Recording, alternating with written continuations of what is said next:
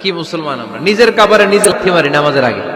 অজু করে কষ্ট করে যাকে খুশি করার জন্য আপনি সালাতে দাঁড়ালেন, উনি যদি বলে এই নামাজের দরকার নেই, তো কার জন্য নামাজ পড়লেন আপনি?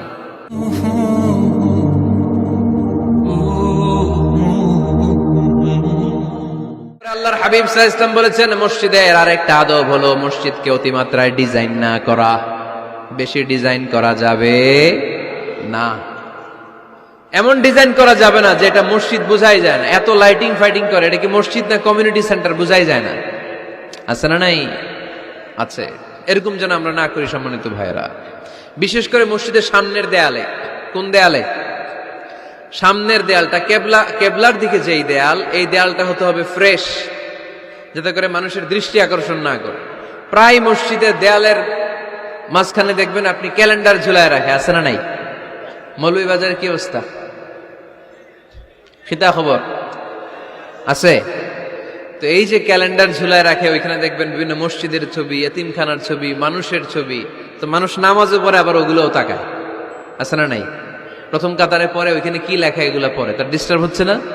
এই মুসল্লির দৃষ্টি যাতে অন্যদিকে না যায়, এটা খেয়াল রাখতে হবে। যদি পারা যায়, মসজিদের সামনে কোনো ঘড়ি টড়ি চলবে না। ঘড়ি মসজিদের পেছনের দেয়ালে, সময়সূচি পেছনের দেয়ালে, সব পেছনে। সময় কয়টা বাজে ওটা ইমাম দেখলেই চলবে, ইমাম এভাবে দেখে নিবে, আপনারাও দেখে নিবেন। কিন্তু সামনের দেয়ালটা যত সিম্পল করা যায়। আল্লাহর হাবিব সাল্লাল্লাহু আলাইহি ওয়াসাল্লাম নামাজ পড়া অবস্থায় সামনে এমন কিছু রাখতেন না যেটার দ্বারা আল্লাহর হাবিব সাল্লাল্লাহু আলাইহি ওয়াসাল্লামের সালাতে মনোযোগ অন্যদিকে চলে যায়। আমরা যখন সালাত পড়ি, যদি অন্যদিকে তাকাই, ফেরেশতার মাধ্যমে আল্লাহ একটা ডাক দেয়, বলে আকবিল, এই বান্দা ফিরে আয়, তোর নজর থাকা দরকার সিজদার জায়গায়, ফিরে আয়। আপনি আবার যখন অন্যদিকে তাকান, আল্লাহ বলে ফিরে আয়, সিজদার দিকে তাকা। আপনি আবার যখন ঘড়ির দিকে তাকান, আল্লাহ বলে আকবিল, ফিরে আয়, সিজদার দিকে তাকা। আপনি যখন আবার অন্যদিকে তাকান, তখন আল্লাহ বলে লা হাজাতা লি ইলা সালাতিক, তোর এই নামাজের দরকার আমার নাই। নাউজুবিল্লাহ পড়বেন না? তোর এই নামাজের দরকার আমার নাই। অজু করে কষ্ট করে যাকে খুশি করার জন্য আপনি সালাতে দাঁড়ালেন, উনি যদি বলে এই নামাজের দরকার নাই, তো কার জন্য নামাজ পড়লেন আপনি? কথা কি বুঝতে পেরেছেন? এই জন্য এলাকার গণ্যমান্য ব্যক্তিবর্গ আছে, আমাদের চেয়ারম্যান সাহেব আছে, আরো অন্যান্য বিজনেস ম্যাগনেটরা আছে। আপনারা মসজিদ যখন নির্মাণ করবেন, সামনের দেয়ালটা যত সাদামাটা হতে পারে ততই ভালো। এমনকি জায়নামাজের মধ্যে এখন কাবা ঘরের ছবি আছে না নাই?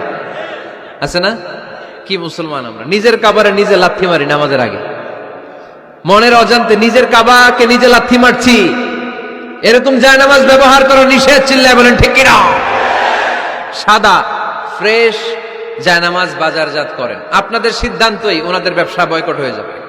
আপনারা যদি এখন থেকে মসজিদের মিনারা আর কাবা ঘরের যে প্রতিকৃতি বা ছবি, এরকম ছবি সম্বলিত জায়নামাজ কিনা বন্ধ করে দেন, এদের মার্কেট থাকবে? কথা বলেন। কালকে থেকে আমরা জায়নামাজ কেনার সময় ফ্রেশ জায়নামাজ কিনবো। কোন মসজিদ, কোন মিনার, আমাদের কাবা ঘরের ছবি সম্বলিত কোনো জায়নামাজ কিনা যাবে? আওয়াজ করে বলেন, যাবে? যাবে না। এগুলো হচ্ছে মসজিদের আদাব। এগুলো রক্ষা করে মসজিদে ঢোকার দরকার আছে না নাই? Be a part of our vision. Do listen and share the khair. Be with our official social media handle for latest update.